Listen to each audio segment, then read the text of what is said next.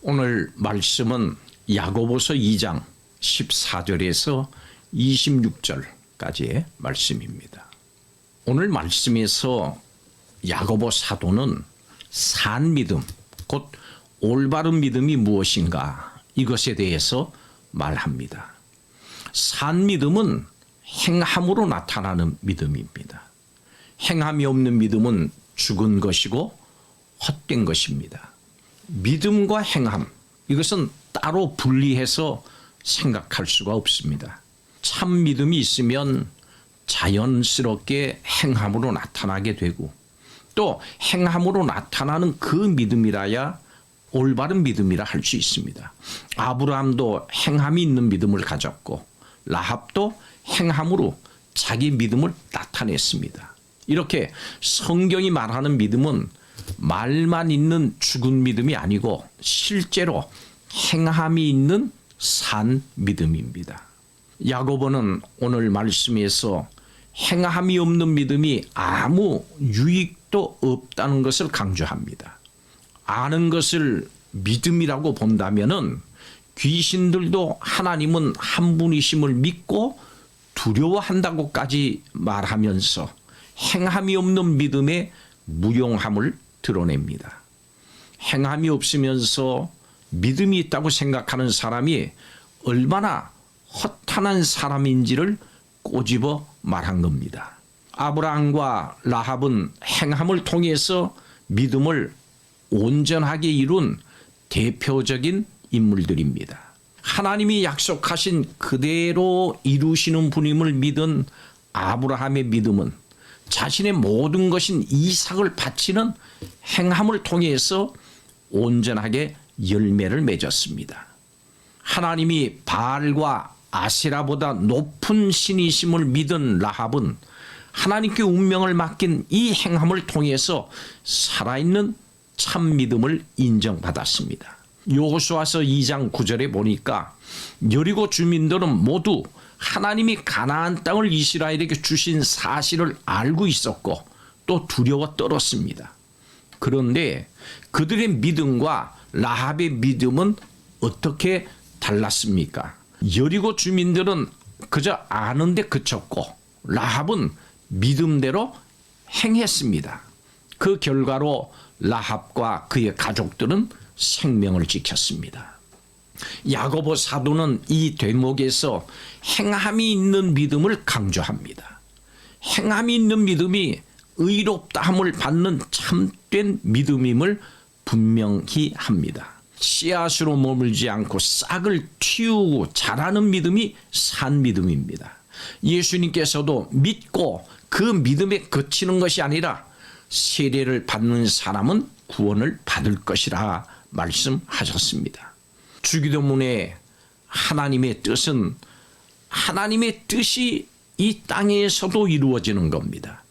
하나님의 나라가 이 땅에 이루어지기 위해서는 이 땅의 정치, 경제, 문화, 사회, 교육 이런 모든 분야에 행동하는 믿음이 필요합니다.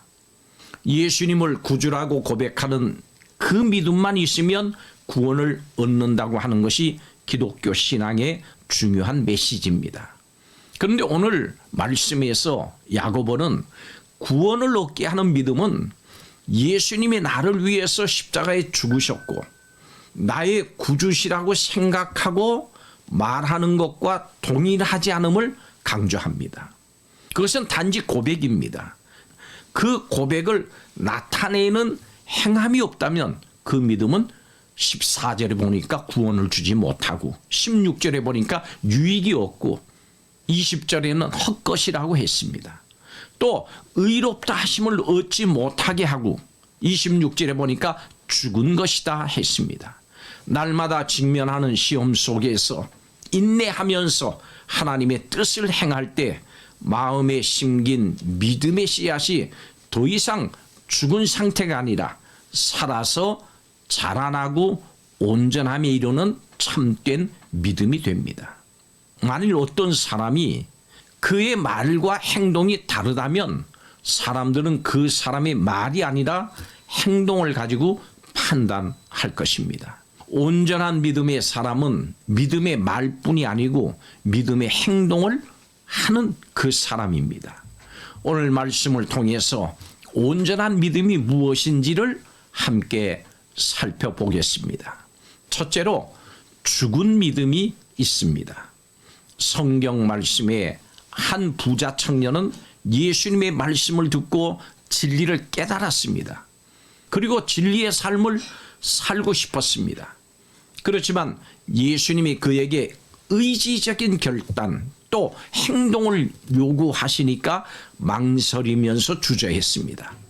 결국 이 청년은 주님을 따르는 온전한 믿음의 세계에 들어가지 못했습니다. 마태복음 19장의 말씀입니다. 믿음은 전적인 의탁이고 또 순종입니다. 믿는다고 하면서도 온전히 주님을 신뢰하지 못하는 것, 그것은 믿음이 아닙니다. 야고보 사도는 이런 믿음을 죽은 믿음이라고 했습니다. 죽은 믿음은 구원에 이르지도 못하지만 세상을 변화시키지도 못합니다. 믿음은 마음과 말과 행동이 일치해야 합니다. 두 번째로 행함과 믿음에 대해서 살펴보겠습니다. 만약 당장 오늘 먹을 것이 하나도 없는 그리스도인 형제 자매가 있다면 그를 위해서 다른 그리스도인들은 무엇을 해야 할까요? 야고보는 그를 위한 축복이 담긴 그 기원의 말만으로는 부족하다고 말합니다. 행위가 수반되지 않는 모든 형태의 믿음은 쓸모없는 것이다. 이렇게 결론을 내립니다. 말씀을 자신의 것으로 만드는 가장 좋은 방법은 느끼고 또 분석하고 깨닫는 것, 또 그것과 더불어서 그대로 행하는 겁니다. 믿음은 감정적인 면과 인지적인 면과 더불어서 의지적인 면인 행동까지도 포함합니다. 물론 인간은 연약하기 때문에 알고 느끼는 것 모든 것을 다 행동으로 옮길 수는 없습니다. 그렇지만 적어도 자신이 알고 느끼고 깨달은 바를 행동으로 나타내려고 노력해야 합니다. 이것이 믿음입니다. 만약 행함이 없다면 우리의 믿음은 모두 헛된 것일 뿐입니다. 아는 것에 그치지 말고 행하기 위해서 우리가 노력해야 합니다. 행함이 없으면 잘못된 믿음, 온전하지 못한 믿음입니다. 마지막 세 번째로 우리는 산 믿음을 가져야 합니다. 믿음의 힘은 대단합니다. 죄인을 사망에서 생명으로 옮깁니다. 생명을 주는 것이 믿음입니다. 성경에 믿음으로 의롭다고 인정함을 받은 사람들을 살펴보면 모두 그 입술의 고백뿐만이 아니고 그에 따르는 행동을 보여줬습니다. 마음으로만 입술로만 믿은 것이 아닙니다. 아브라함은 이삭을 하나님께 바침으로 하나님의 주권과 예비하심에 대한 전적인 신뢰를 행동으로 보여줬습니다. 이스라엘을 도우시는 하나님을 믿었기 때문에 정탐꾼들을 숨겨주고 구원을 받았습니다. 믿음에 따라서 행동할 때 말씀의 능력이 나타났습니다. 성경에서 병고침을 받은 사람들은 다 순종한 행동하는 사람들이었습니다. 행동으로 산 믿음의 열매를 맺으십시오. 행동하는 신앙인이 될 때 하나님의 놀라운 그 구원과 축복을 경험할 수가 있습니다. 사도 베드로는 구원의 길을 묻는 유대인들에게 사도행전 2장 38절에 그들의 행동을 요구했습니다. 그는 이렇게 선포했습니다. 너희가 회개하여 각각 예수 그리스도의 이름으로 세례를 받고 죄 사함을 얻으라. 그리하면 성령의 선물을 받으리니. 그들에게 믿음의 행위를 요구한 것입니다. 하나님의 나라는 말에 있지 않고 행함에 있습니다. 능력에 있습니다. 기적은 순종하는 믿음의 행동에서 나타납니다. 변화는 믿음으로 행동할 때 일어납니다. 여러분 모두 살아있는 믿음을 가지고 하나님 나라를 이 땅 위에 건설하고 확장시키는 일꾼들이 되시기를 주의 이름으로 축복합니다. 기도하겠습니다.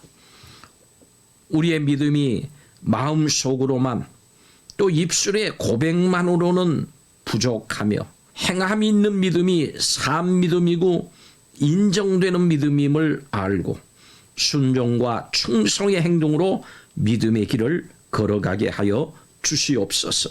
우리에게 믿음의 삶의 본을 보여주신 예수님의 이름으로 기도하옵나이다.